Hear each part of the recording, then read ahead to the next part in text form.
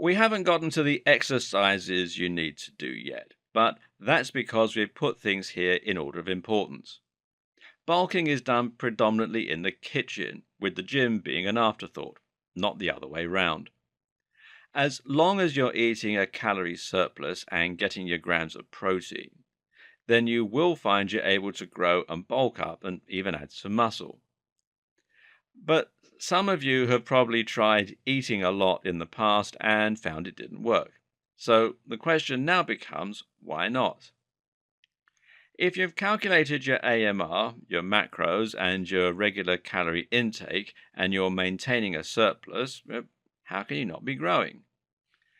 You can ask this question on a forum, and depending on where you ask, they'll tell you you're wrong. It's simple math, they say. If you eat more calories than you burn, it has to go somewhere and you will grow, they say. If you're not growing, you can't be eating enough calories. Are you skipping meals? But what they fail to take into account here is individual differences and just how much your AMR can vary depending on your hormonal makeup and other factors. You can run the numbers all you want and wear fitness trackers, but there are certain things that they just can't tell you. This is something a lot of people who swear by calorie counting and IIFYM deny. They snort in derision at people who say that eating a low-carb diet is a useful way to manage insulin, for example. But if you need proof that this does play a role, you just have to look at someone who uses steroids. Someone who uses steroids will build much more muscle and burn much more fat while doing the exact same routine as someone who doesn't use them, although they'd also suffer lots of other side effects. However, if they were to put their numbers in as we had done earlier, their AMR would be the exact same. Steroids work by increasing testosterone, by binding to the androgen receptors. Now imagine what happens if you have low testosterone. And as it happens, a lot of guys do have low testosterone, which leads to them being weak, flabby, and overweight. Conversely, you might struggle to gain weight if you have a condition like hyperthyroidism. This is a genetic disorder that causes your metabolism to be very fast. It makes you anxious, jittery, and thin, and it's all to do with your balance of T3 and T4 hormones. It's also possible to have hypothyroidism, note the O, which is the opposite effect, and it makes you tired, lethargic, and overweight, while also causing problems like acne. In women, hypothyroidism can be the result of polycystic ovaries. What's my point? Simply that you might be trying to bulk and not understanding why it's not working, only to be eventually diagnosed with hypothyroidism or hyperthyroidism. And in that case, you wouldn't be able to change size and shape, but you also wouldn't know why you had that problem. Likewise, you could have low testosterone but not realize it and carry on in vain trying to gain more muscle mass. But even if you don't have either of these conditions, there's a good chance that you could have some kind of imbalance or deficit that leads to similar problems.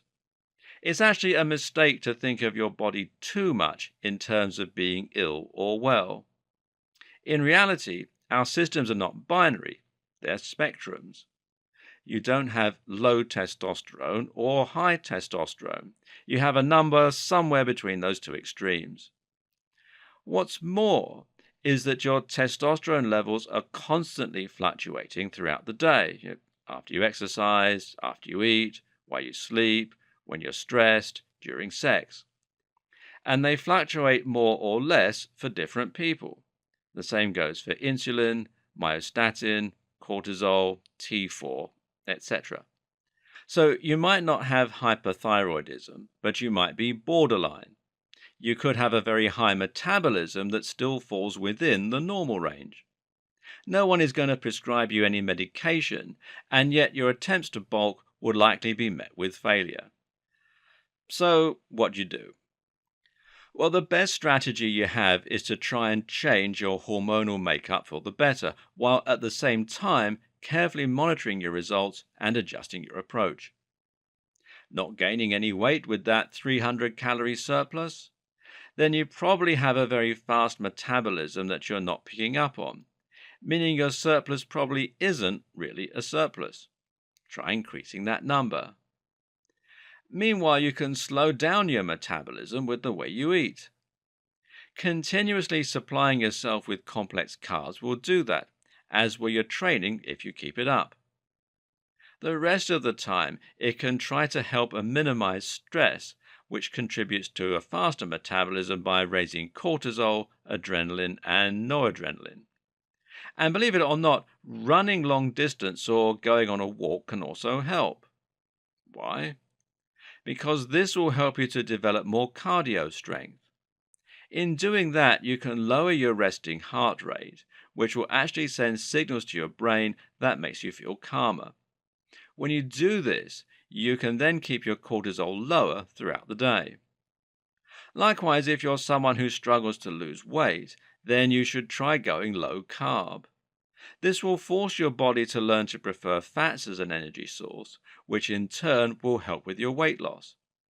It'll also avoid those insulin spikes that make you hungry and lead to more fat storage.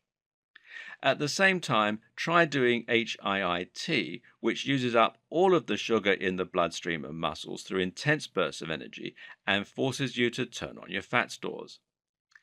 Another thing to think about is the peaks and troughs in your metabolism and when the best time to eat is.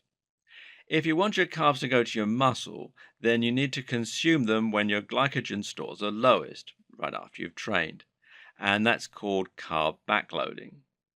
Likewise, if you want to build muscle overnight, then consuming a slow-release form of protein, such as casein, is a good idea because it will help you to have all the protein you need just when you're in the deepest levels of sleep.